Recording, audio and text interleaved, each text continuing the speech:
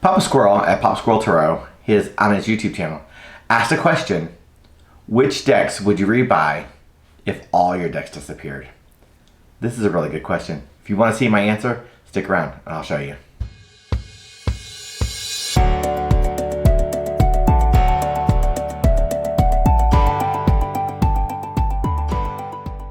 Imagine one day you wake up and all your tarot decks are gone. Something tragic has happened. Someone's come in and stole them. They're destroyed. For whatever reason, they are gone. They are gone for good. Which decks would you rebuy? This is a really important question, and this made me really think about it. Papa Squirrel on his channel has gone through a really severe deck culling. He got rid of like most of his decks. And I saw that video before I saw the video about, well, which decks would you rebuy? And so it really kind of put me in a different kind of place because I'm like, that's a really good question. And I had to pause, and I've really been thinking about this for a couple of days because I have a big collection. And one, there's no way I could ever pay to rebuy all my decks. And I wouldn't want to. And so there's a sense of ideas like, if I were to lose all my decks, it would hurt. It'd be tragic. But I don't use most of them most of the time, so that's not a big deal. And so it really became a question: which are the decks that I have an emotional connection to? Which are the decks do I use that speak to me or are important? And a lot of times too, it was the question like, just because it was sentimental doesn't mean I have to rebuy it, you know?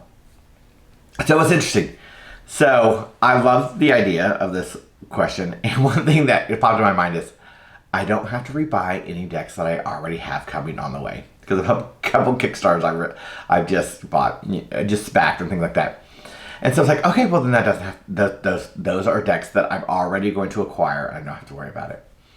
And the response that I've watched has been kind of long. There's been a lot of decks that people said they'd rebuy. And I really wanted to say, I want to limit to myself because I couldn't rebuy all the decks I'd want to rebuy. And so so I have 5 decks and 2 oracles that are on my list that I would purchase. The first deck that I would probably, I don't know first, one deck I would definitely get is a trusty Rider-Waite Smith. This is one of my older decks. This has got the great feel. I don't even know why I'm showing y'all Rider-Waite. You know what it looks like. You've seen this deck before. And I don't think I would actually buy the 1971 version. I would buy another copy of the Universal Weight, which is the deck I studied on, and that's the deck I use for readings. So first and foremost, the Universal Weight would be one of the decks I would repurchase. One, just because there is that sentimental value, but it's always useful. You can always use a Rider-Waite deck in your collection. Since it's one of the decks I learned from, it's not one that I have as a token deck. I use it. And in one of my decks for 2020, my tarot decks for 2020, I talk about how much I love the Rider-Waite plastic, and I do, and so I use that lot too. So next, I had to think one deck that I thought I lost, and then I did rebuy, is the Tarot Muha. And so I'm like, well, I have to include this deck since my life already shows that when this deck isn't part of my life, I go and get it again. And so this is just another great deck. This was in my my tarot on the menu deck, so I haven't even put it back in order. It's all messed up. So the Tarot Muha would have to be bought, so that's number 2 in no particular order. I don't think I would buy them in this order. So I think we get that. Next, I think I would have to get a Light Seers game. And what is crazy about this is if all my decks disappeared, I would lose 4 copies of this deck. Because 2, and when I backed it on the original Kickstarter, which I love, with the green gilding and all that. And then I decided to get a mass market copy so that I use. So this is when I'm out and about, when I'm at the park, when I'm walking the dog and I have a deck with me. This is the deck I take with me, and this is my using copy because I want to keep my original one nice and pristine. Normally, I'm a guy who will use what he has, and I don't keep a deck so that it stays precious. But this one's a little different. So I would definitely get me a copy of The Lightseer Tarot by Chrisanne Donnelly. Hands down, that would happen. So that's deck 3. The second one would be my favorite long-term relationship deck. Well, not one. Fourth, another deck would be the Liberty Tarot of the Stars Eternal. This is one of my soul decks. This is a deck that is basically a Thoth variant put out by Los Scarabeo. They need to redo the backs when they republishes. They need to figure out something other than just the adjustment card there. I used this deck solely did nothing else except for a whole year with this deck. I've studied it. I've loved it. It speaks a little bit of a different language than I normally do, so it has a great point of view. These cards are not, not safe for the workplace because there's some nudity in it. But that's part of the draw for me, is that it really does bring something new and a different voice to my collection. Also, too, this is what got me into Thoth, the Thoth system. So, because it's got illustrated pips, and I love illustrated pips. And so you can kind of see the initial drawings there. But the Liberty Tarot of the Stars Eternal, he's got Los Scarabeo. And then it was tough. So that's 4, right? So I've got a Rider-Waite-Smith deck. I've got my Lightseers. I've got Terra Muha. I've got my Liberty. Okay. And then it really came down to Ifsat. And this is my go. This I had to go with my Zach Wong Revelations Tarot. Because this is my deck. This is my buddy. This is my friend. I would get me another copy of this. So those are the 5.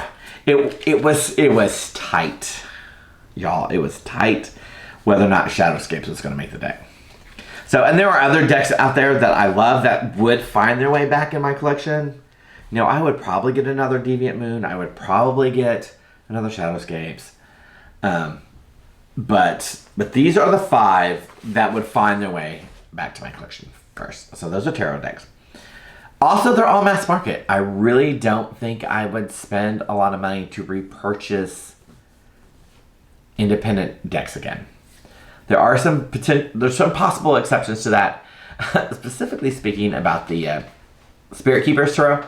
But when I talk about decks that I've already pre-ordered that are already coming, I'm backing the 3rd edition, so that'll be fine. That will fill that hole that one would be missing.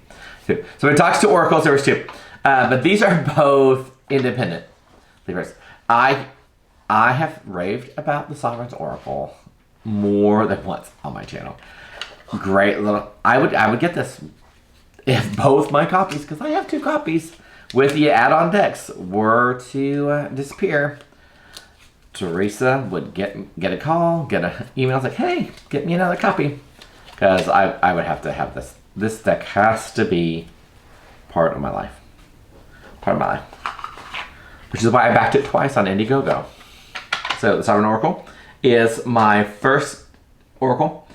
Okay, and the other Oracle is the Travis McHenry's Oracle of Heaven and Hell.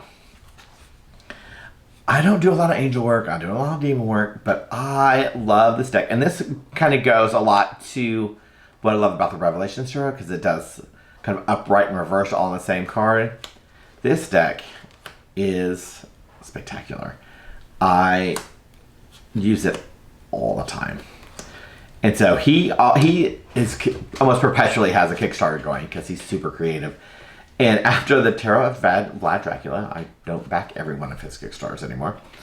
But what he does is he always does add on. You can add on his other decks. So if you are interested, this deck is great. Because it really has a real interesting blend of positive and not necessarily negative, but kind of, so let's just take a look. Let's go. So take a look at the card. So just to take a look. Here is, on the angel, Puyo, Fortune and Fame. And Gamori is the demon, self-made person. Well, self-made person isn't necessarily evil or wrong, but it really kind of can have that sense of kind of selfishness and out for yourself, which isn't quite a, uplifting angel kind of. But these are really kind of a same. They really feel like they're the two sides of the same coin, and each of these cards really amplify that. And so those are two oracles I would buy. So I would get the Sovereign Oracle and the Oracle of Heaven and Hell. So that's what I would get. If my decks disappeared in the morning, these are the decks I would go on Amazon or the web to go repurchase. Looking forward to see what everyone else does. I love looking at these responses, so enjoy. Thanks for being here.